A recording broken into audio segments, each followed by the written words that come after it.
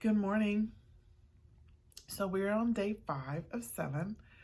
When I initially started this, I said that I would do it for 7 to 10 days, and I've decided to do it for 7 days. Today, I start working from home. My daughter starts school from home. I still have my own school to do, and there's just a lot of adjustments going on in my home that I need to tend to. But today, I want to offer some encouragement. When I sat down this morning to eat breakfast, I opened the Bible up and I was just flipping through it. And this story kept coming to mind, and it's been on my mind since yesterday, and it's kind of offered me encouragement. So I'm hoping to extend that to you.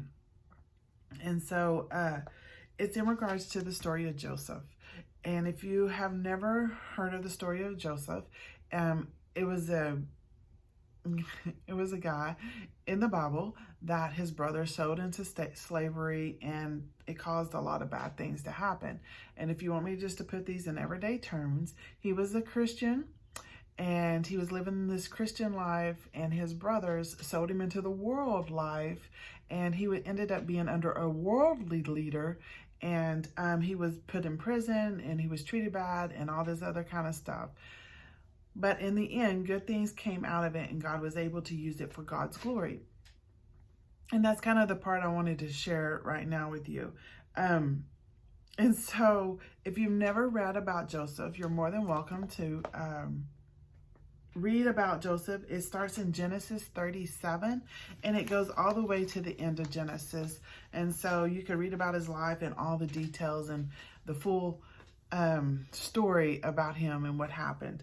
But I wanted to point out a couple of things and remind you, I'm doing a quick reading, so don't try to take too much out of it. So here we go. In Genesis 37, in verse 13, I was reading this story not too long ago in my time by myself. And what really stuck out to me, it says, "I'm ready," Joseph replied.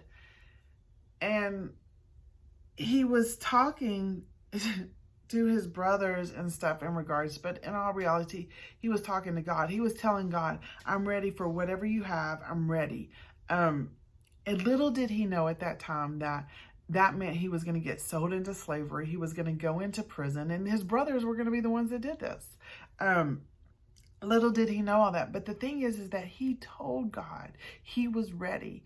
And I think about that so many times when we say, "I'm ready," we think that means that we're ready to go get this great degree, or we're ready to go get this great marriage, or we're ready to go get this great job and have this great life. And we associate "I'm ready" with good, which is not bad. It's just the fact that when it comes out the opposite of what we think, we tend to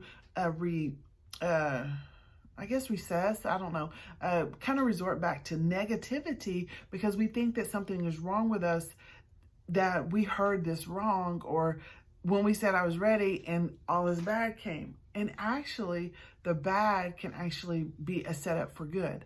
And so if you'll flip on over to Genesis 45, and then in verse 4, it says, "Then Joseph said to his brothers, 'Please come near me.' And they came near. 'I am Joseph, your brother,' he said, 'the one you sold into Egypt.'" Now, mind y'all, I didn't tell you all this, but this is after a couple of years, and his brothers, he became a king, and his brothers he ended up helping them, but they didn't know it was him at this point in time, and he's revealing himself. So I'm sorry, I should have said that. But so he said, let's read that again. So it says, "Then Joseph said to his brothers, 'Please come near me.' And they came near. 'I am Joseph, your brother,' he said, 'the one you sold into Egypt.'"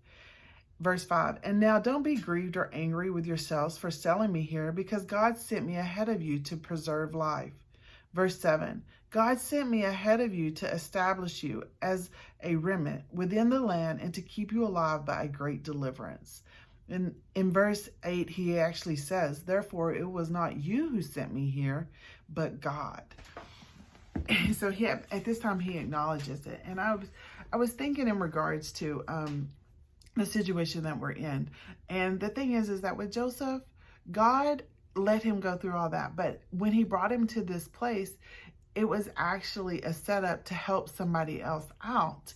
And I was thinking about right now where we are in this place of the coronavirus, and how there is areas in our life, each one of us, not all of us are the same. There's different things that God has brought us through, and he has allowed us to come through successfully, to be a blessing to somebody else, to help them through this time right now. Now, we might have another issue and somebody's going to take care of us. And that issue that we might have, that might be different. But the area that we have experienced, we are able to take that and to help somebody else, and bring them closer to God, and help them during this time, and help them during their faith walk and stuff like that. And God sets it up, and he allows that for that reason, for us to be able to go back and help others. So sometimes the bad in your life is not really bad. The bad in your life was actually getting you ready for a great deliverance of other people. So take pride in that. Be encouraged, and know that you are important in all this that is going on. And God still needs you, and he needs you to help others. Have a great Monday.